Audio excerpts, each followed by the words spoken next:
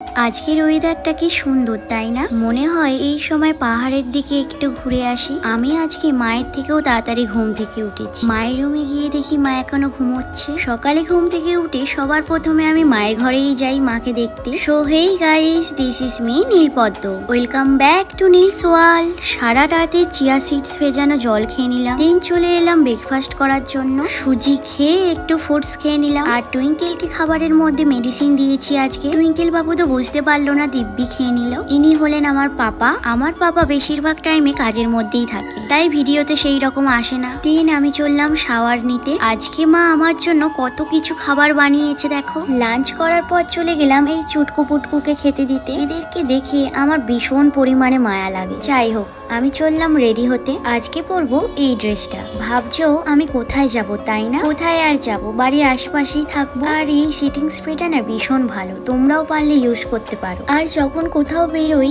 একটা লকেট না পরলে যেন গলাটা ভীষণ ফাঁকা ফাঁকা লাগে। আমি তো এখানে রেডি হয়ে নিয়েছি, তো আমাকে কেমন লাগছে অবশ্যই বলো। এখন আমি বেরিয়ে পড়লাম এই যে আমার স্কুটি বন্ধুকে নিয়ে। এনাকে নিয়েই আমি সব জায়গায় যাই। চারিদিকের মেঘলা ওয়েদার দেখে মনে হচ্ছে আজকে হয়তো বৃষ্টি হতে পারে। রাস্তার ধারে কি ভীষণ সুন্দর ফুল গাছ লাগানো হয়েছে। আর এখানে দেখো কি সুন্দর হাঁসগুলো যাচ্ছে।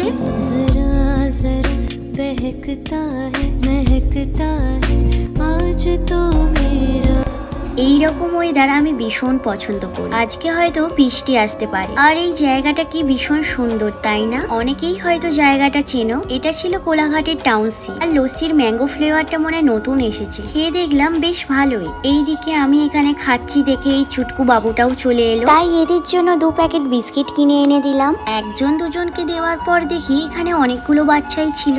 আমার বন্ধু বান্ধব সংখ্যায় খুব কম, গুনে গুনে হয়তো 4-5টা। তাই আমি যেখানেই যাই এই রকম বাচ্চাগুলোকে আমার বন্ধু বানিয়ে নিই। এদেরকে আমার ভীষণই ভালো লাগে। একটু পরে দেখি ঝড় উঠতে শুরু করলো। এত ভীষণ হাওয়া দিচ্ছে যে কি বলবো।